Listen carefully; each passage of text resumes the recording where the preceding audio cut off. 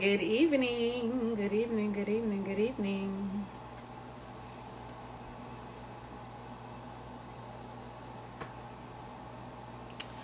Welcome to Thursday Talks at Heal Black Joy. And in today's conversation, we're going to be talking about diabetes in our community, diabetes in the Black community.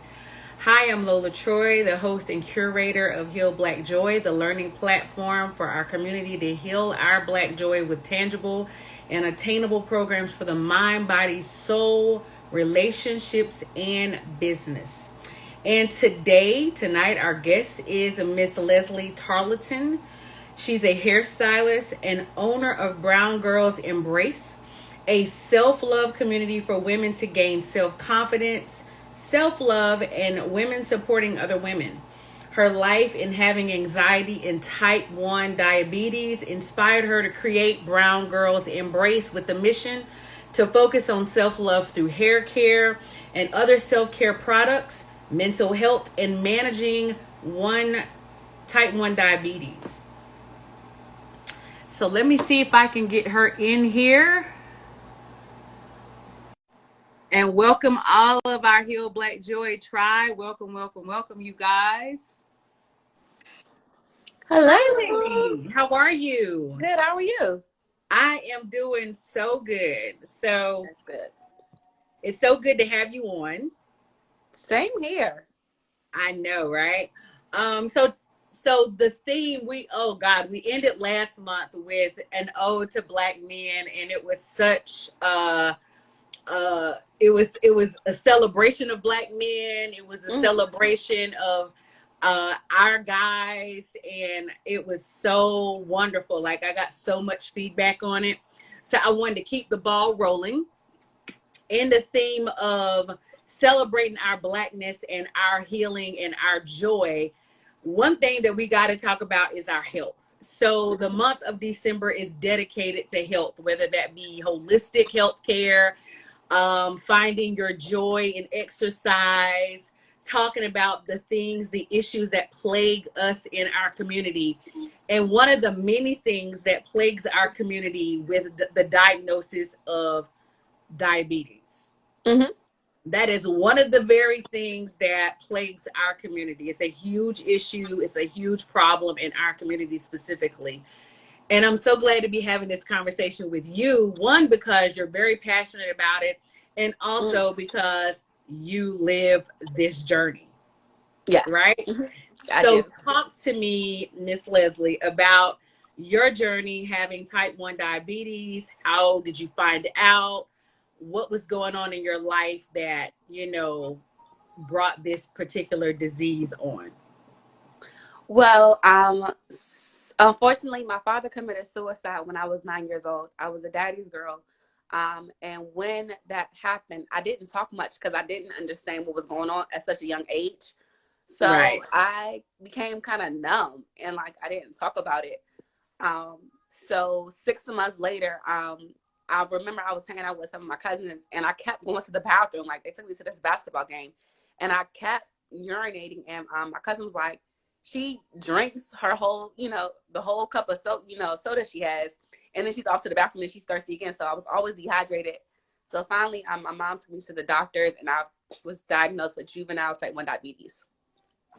Oh, wow. So you were how old when that happened? 9. So he died when I was 9, and 6 months later, all in the same year, I was diagnosed with type 1 diabetes. Wow. Yes. So talk to us about your journey as a child, because we know that your emotional health and your physical health kind of go hand in hand. It's like a They do. marriage. It's a marriage. And what was going through your mind when your father committed suicide at such, with you being so young? And how did that affect you on a daily basis before you got to finding out about your diagnosis of type 1 diabetes? What was your day-to-day routine? What did it look like? How were you feeling in particular? I remember it was just like a nightmare, kind of like, it was just like, why me? Because I'm an only child. I'm my dad's only child and my mom's only child. So I was just like, why did he leave me? He didn't love me, or I would have nightmares that he would come back and kill me. So I went through a lot of trauma, a lot of self-hate, because I just thought, why did he leave me? Do I do something wrong? Did he not want me? Like, was I an extra burden because he had to pay child support? I didn't, because my parents wasn't married. So it was just a lot of things as a young person. I didn't get therapy because I was just numb after I found out that he committed. And actually, one of my friends told me, like, we were 9, and I guess one of my friends overheard their mother talking on the phone, like, oh well, I heard he. And my friend asked me, like, did your dad do this? And so, because my parents didn't, I mean, my uncle, my mom and my uncle and them, they didn't tell me how he died. They didn't tell you how he died. So No. you're just thinking that your father left you, like, just Yeah. died. Okay. Yeah. Okay. So when you discovered, or when your friend said or asked you, did your father commit suicide, did you understand at that young age what that meant? No, I went back and because I had just left the house, I went in the car and I was like, did my dad do this? Because so and so said that he did this. And she was just like, well, we wasn't trying to tell you, but yes. And then that's when I found out, like, I got really sad and depressed. I thought life wasn't fair, because after that, and then after the doctors told me I was diagnosed with diabetes, I thought I had bad luck. Like, what is going on with my life, Right. Being the age that you were, I'm so glad that you're talking about your emotional state during this time after your father committed suicide, because my holistic doctor, and I love my holistic doctor, he introduced me to a book years ago called Feelings Buried Alive Never Die. And it's by an author by the name of Carol Truman. And in the book, it describes diagnosis and the feelings or emotions that are attached to those particular diagnoses, right? So when I looked up diabetes, when I wanted to have this conversation with you, I was like, let me just look up what diabetes is, one, and two, what are the emotions or the feelings that are attached to that particular diagnosis. And so I'm going to read some of these things out to you, and hopefully, we can have some dialogue about them, and you can tell me whether or not this is something that you identified with during that time. Okay. So some of the emotions that were associated with diabetes in particular were judging self or others severely, disappointed in life, ongoing feelings of sorrow, emotional shock, joy of life is gone, feeling it should have been different, obsessed with wanting to control, ashamed of something that was done in the past. So can you identify with any of those emotions or those feelings? I feel like basically all of them, like feeling of sorrow and pain and emotional issues, like why me, like totally. And then just so happened that when I was 24, I was very, very angry because I never got therapy. And then I was diagnosed with anxiety and depression at 24. And the thing about anxiety and depression, those are symptoms of other things that have been suppressed, right? Exactly, because I never talked about his death or me even getting diabetes and my life changing. I literally watched an interview today where an actress, Jennifer Lewis, was talking about we are as sick as our secrets, right? So when we don't discuss, when we don't bring up, and we don't talk about the trauma that we've experienced in our past, it manifests itself in our bodies as other things. And granted, a lot of that has to do with diet. A lot of that has to do with stress. In particular, diabetes statistics in America for African Americans, like just looking at the numbers that I posted this week, 4.9 million African American adults, or 18.7% of all African Americans younger than the age of 20 or greater than the age of 20 have diagnosed or undiagnosed diabetes.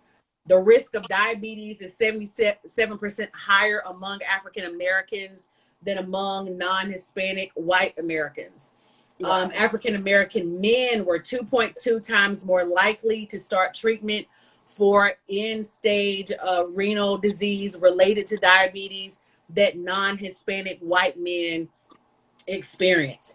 African Americans with diabetes were 1.5 times more likely to be hospitalized and 2.3 times more likely to die from diabetes than non-Hispanic whites.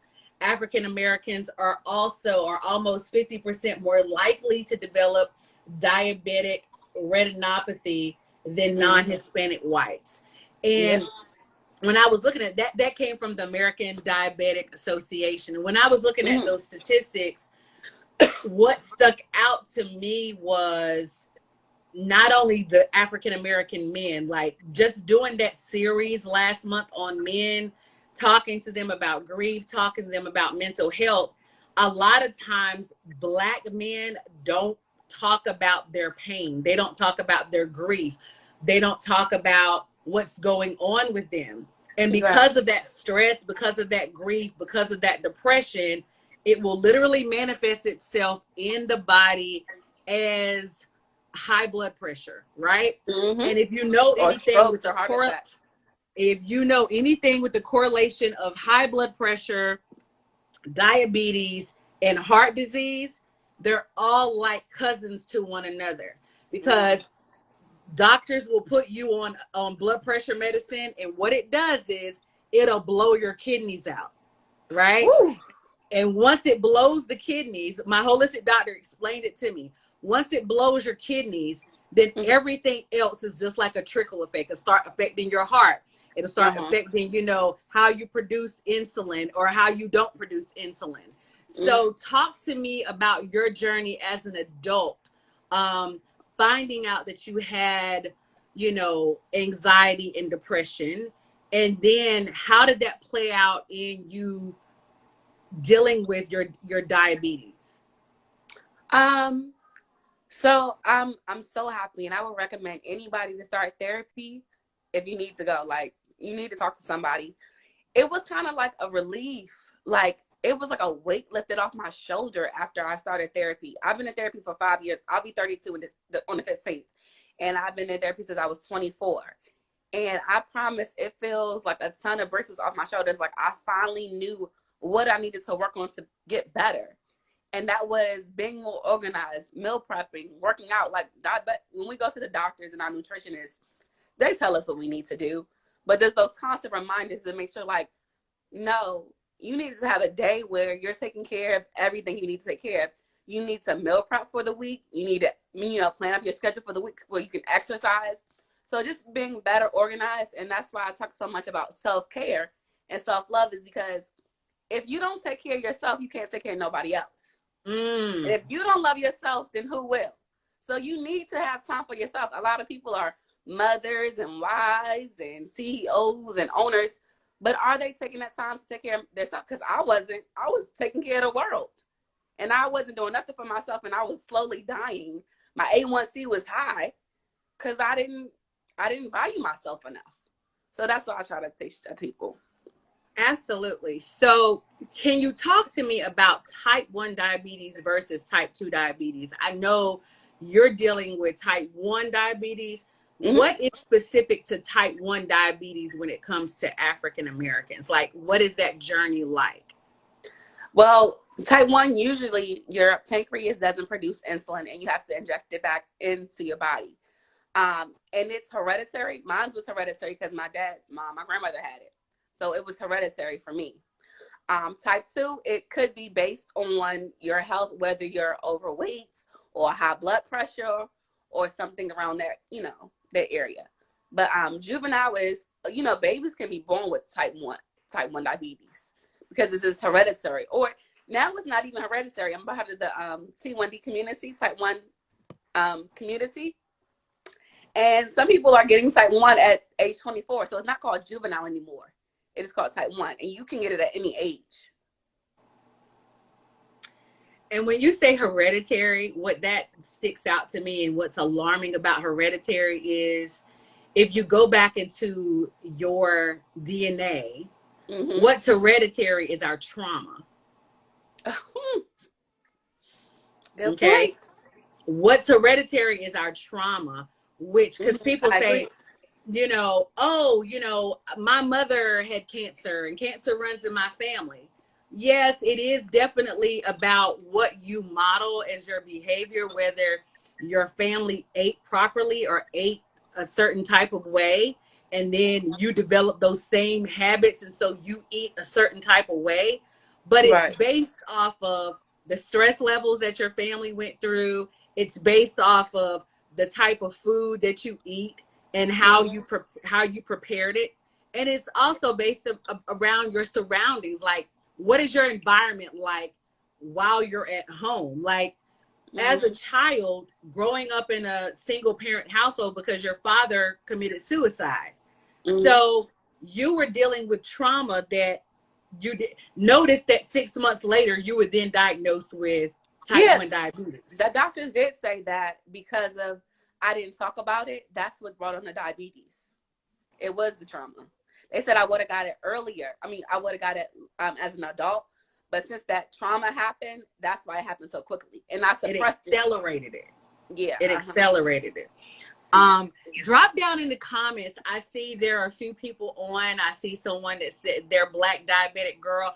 Drop down Oh in the God. comments Oh.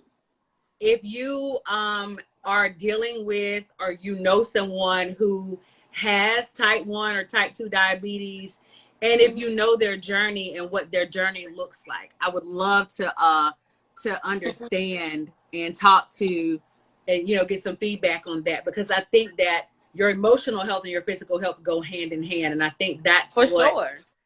we don't ever talk about it in that manner. We'll just go We to the don't. doctor and get medicine to take, but medicine is Yeah. just that temporary fix for whatever's going on at that time, but it doesn't fix the whole entire No, no, thing. no, it It doesn't. doesn't, it It just doesn't. doesn't fix the symptoms. So Yeah. Actually, the Black diabetic girl, we just did a video called Diabetes Look Like Me. And it was, different African Americans, and we were saying the different symptoms of what we go through. Like a lot of people say, you don't look like you a diabetic. I'm like, what is a diabetic supposed to look like? Just stuff like that. right, Or when I was in right. school, the doctor would tell me, I would tell the nurse, oh, my blood sugar is low, I'm shaking. Well, you look fine. Well, you don't know what I need to eat a snack because my blood sugar is low. So we do go through a lot that's unspoken of. Well, not only that, but statistics have shown that even when we go to the doctor's office, or when we go, and I work in healthcare, I'm a healthcare trainer, but when we go to doctor's offices, a lot of times they, one, either misdiagnose us as African Americans, or Mm-hmm. two, they don't listen to what we're telling them when it comes to our health or what's going on in an emergent situation. We saw that last year during COVID, where people were being sent home because they didn't want to address whatever issues that was happening in the hospital, right? And we know that alarming rates, Black women are dying at alarming rates when they having childbirth, because we don't have anybody on the inside that's advocating for our health. So it's super severely important as African Americans to not only know what you're dealing with when it comes to your health, but also to be your own advocate for your health. Exactly. I wanted to ask you this, as you're in the healthcare, and you just made a good point.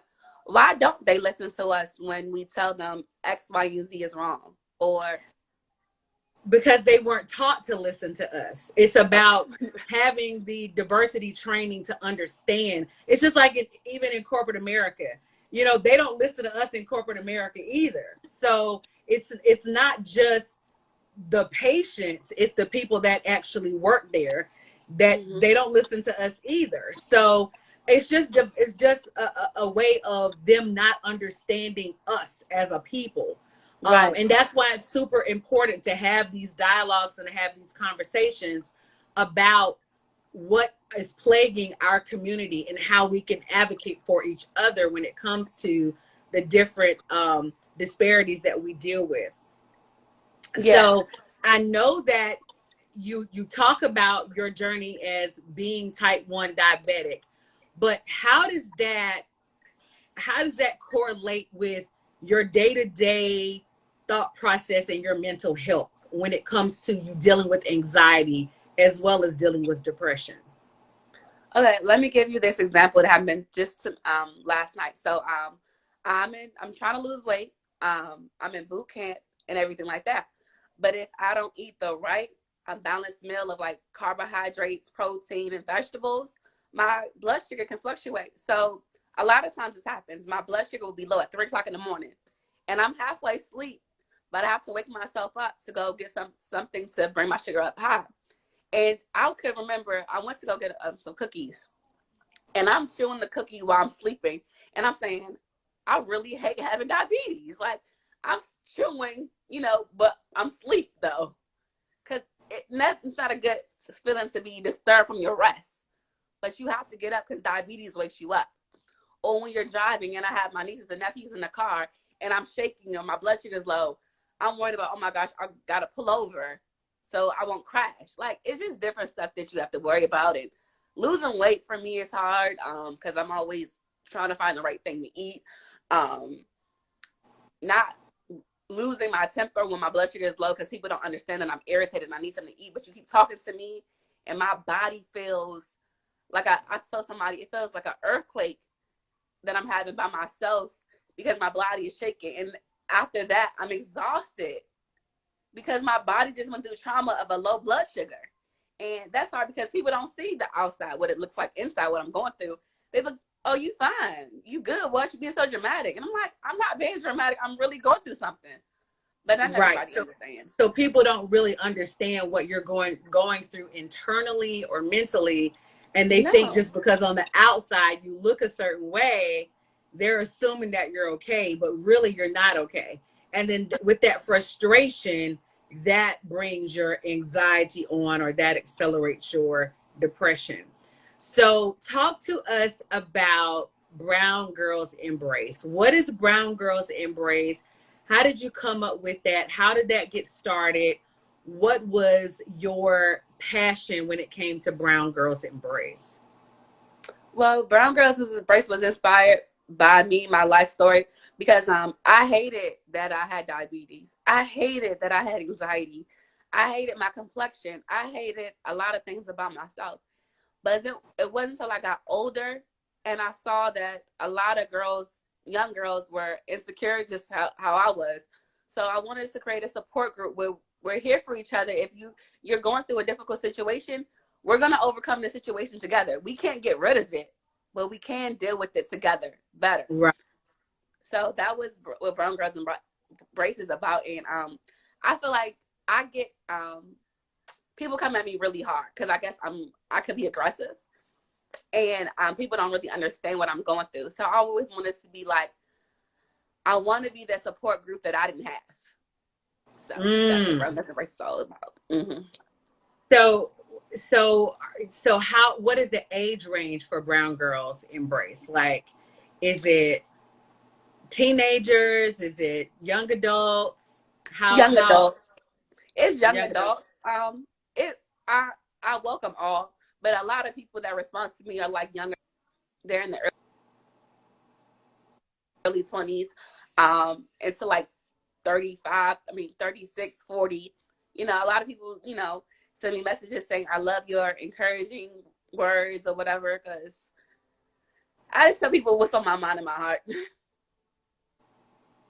And what's on your heart? Like, what do you want to do when it comes to Brown Girls Embrace? Is it going to be about specifically women with diabetes, or just anybody who's dealing with any particular diagnosis and they're dealing with anxiety or depression?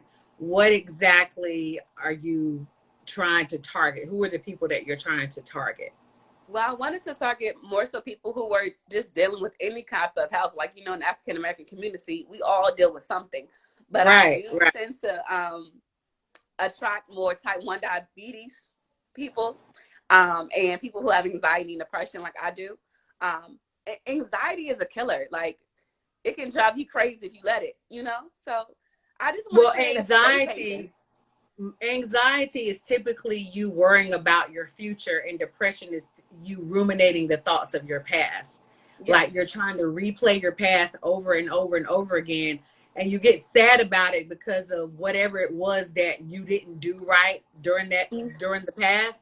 You want to do over, You're right. and the do over is gone. And I think a lot of times we as Black women specifically, we're either thinking about the past or we're thinking about the future, and we're never present with what's going on. Yes. And I I said think it the other day. it's so important that we get to a place where we become centered with ourselves in the moment, because yeah, the past is gone and we can't do anything about it, and yes, the future is coming and we really can't do anything about that either. But if we center ourselves and we're able to stay in the moment, then we can start paying attention to what's going on internally as well as what's going on externally. What do you think Yes. about that? What is your practice when it comes to being present? How has that become a part of your routine in dealing with anxiety and depression? Honestly, as you're speaking, since I started Brown Girls Embrace, which has only been a year, I don't find myself getting depressed as much as I was before, because I guess I'm trying to help other people and be a positive source to other people.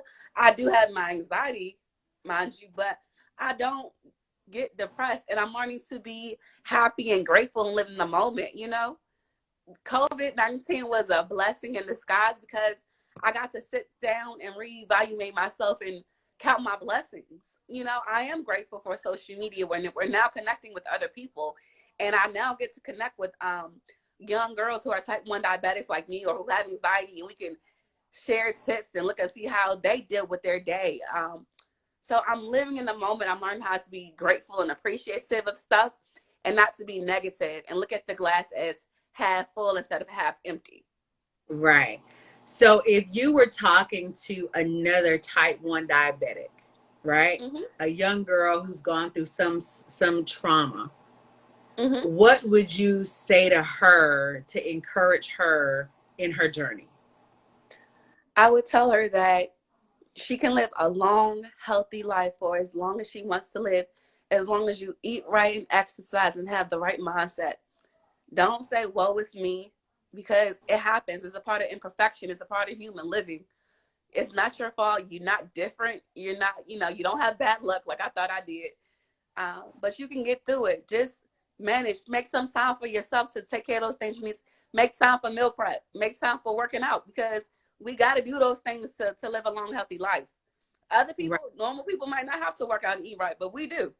So just do Right. what you got to do, and you're going to be okay. Absolutely. Mm-hmm. And if you had to go back and tell your younger self something, what would be that something that you could go back and tell your younger self? Breathe. Breathe. Mm, Like, just take a couple of breaths, deep breaths in and out, and just breathe. Like, calm down. It's not the end of the world. You can live a long, healthy life, you know? I think I worry so much because my grandmother, my father's mother, she ate whatever she wanted to eat. She was overweight. She was supposed to be on dialysis. And I always saw me marrying her. But I made up my mind when she passed away, because she passed away of kidney and liver failure, that I'm going to be a better diabetic than she was. I'm going to try my best to eat right and exercise. It might could happen.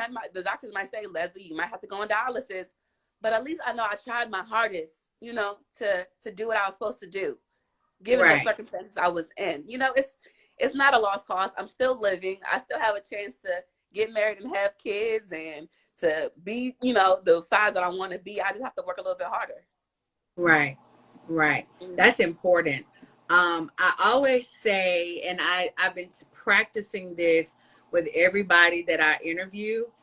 Mm-hmm. If you were to define how you heal your Black joy, what does that look like for you? What divine? What is that? What? How I heal it? Define, like if you were to define Oh, heal define. Black joy. Yeah, define. Um, I, my joy is helping people. I really like to help people. Like, I've always been a helper. So if somebody sends me a text message or a DM saying, Leslie, I really like what you're saying, or I really like this. I'm a hairstylist too. So when people come to me looking sad and depressed, I like when they leave out feeling happy, feeling like themselves again. Like seeing other people happy makes me happy. So that's my joyous thing. I guess seeing other people happy, I guess. Absolutely.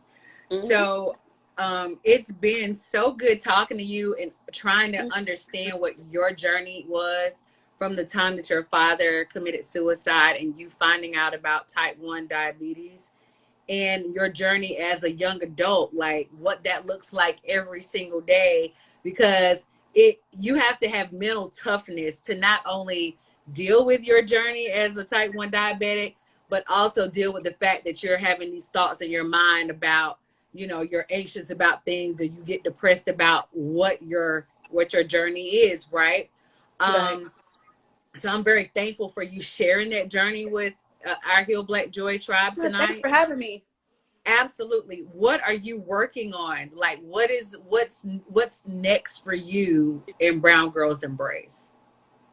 What's next? So, I have been for the last year. I've been interviewing women who are entrepreneurs on Wednesday. So I always say I want to give women their flowers while they're here. So I'm having a networking event January 9th in Washington D.C. And I also have my shea butters in stores now.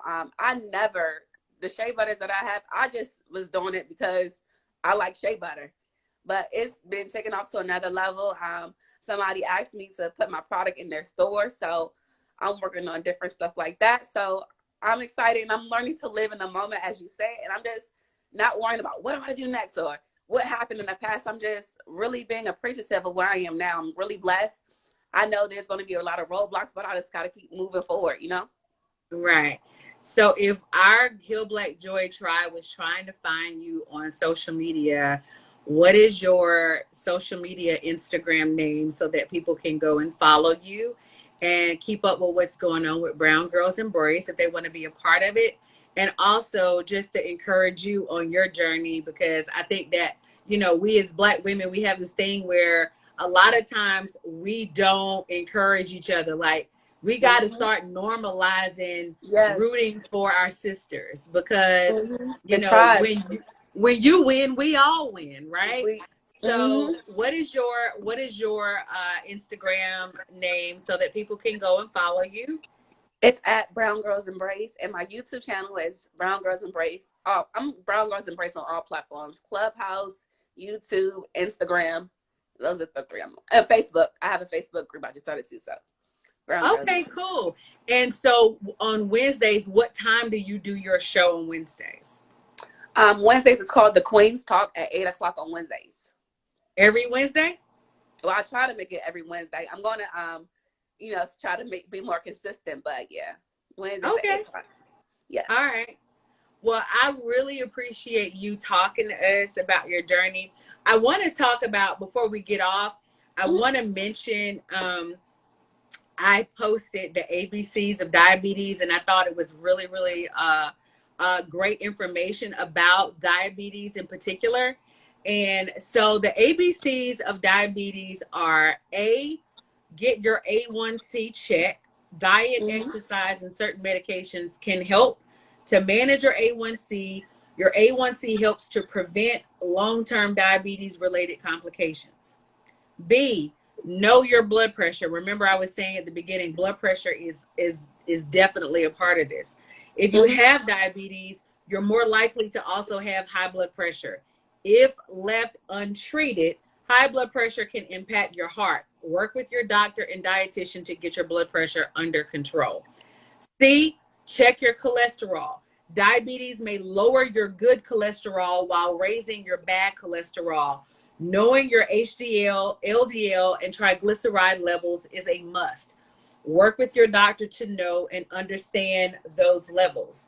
And then D, check with your doctor as well as your dietitian.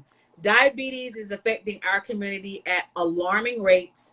Mm-hmm. Contact your doctor as well as your dietitian to check if you could potentially be pre-diabetic or have diabetes. Let's all be proactive when it comes to this particular disease.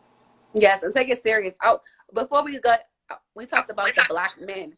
A lot of Black men don't take diabetes seriously, and they end up losing a limb or on dialysis. So we want to encourage, because I have a lot of male friends who are type 1, and they don't take it serious. So make sure y'all doing what y'all supposed to do so y'all can live a long, healthy life, so y'all won't leave your families, because it hurts when we lose somebody from something that can be prevented.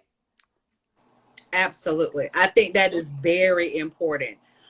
Just talking to several different people last month when we did the Ode to Black Men, the thing that was alarming to me in the comments on the shows, as well as the DMs that I got from the men, you know, talking about their grief and their mental health, they do not like, it's very, very taboo for Black men in particular to talk about the things that are plaguing them, whether that's a physical, mental, or emotional.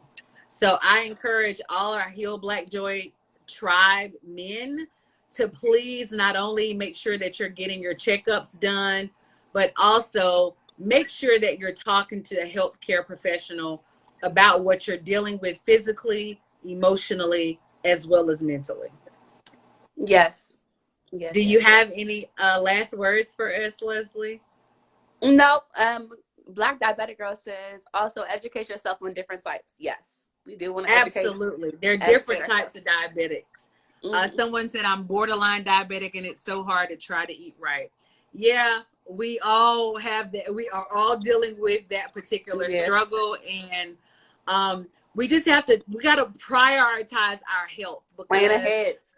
Plan ahead. Like she said, the things that you do, like what day do you meal prep? Do you meal prep on Sunday? Yep. I try to go to the grocery store, meal prep, and say, I'm going to eat this week. I try to have at least 3 different things. I have a lunch box I take with me in my car. I just try to be responsible for the diabetes. It's like a child you got to take care of. So it's been on top of it. I remember as a young person, like, you know, in my early 20s, my friends was like, why are you always carrying a lunchbox? I got to eat, you know? Right. So it's very important, you guys, to put your health first. Yes, self-care. We're not here. There's nothing for us to do. Like, we could talk about Heal Black Joy all, you know, until the end. And that's my passion, is healing Black joy. But we got to be here to heal it. You know what I mean? So it's the healing is not just an internal thing. It is an internal thing, but we've got to heal everything: our physical, our mental, our emotional, our spiritual. So I think it's very key that we had this conversation, and I'm so appreciative that you shared your journey with us. Thanks for having me. And you dealing with type 1 diabetes. Thank you guys for joining in. I appreciate you having this conversation with us. And to my Heal Black Joy tribe, just please understand that, you know, for anything dealing with Heal Black Joy, if you want to know about our content, please follow us on TikTok, Facebook, as well as here on Instagram. Also, you can go to healblackjoy.com. We will be relaunching our website pretty soon, probably at the top of the year. And we're going to be talking about everything from physical, spiritual, emotional, mental health. So look out for all those things coming for Heal Black Joy. And once again, thank you guys for tuning in to another show on Thursday night at Heal Black Joy. Yeah, and I love your platform. Heal Black Joy is awesome. I love it. I'm here for it. I'm always going to be there to support you, because we got to heal. We got to heal. Absolutely. Yes. Thank you so much. Have a good night, you guys. Good night. Bye-bye.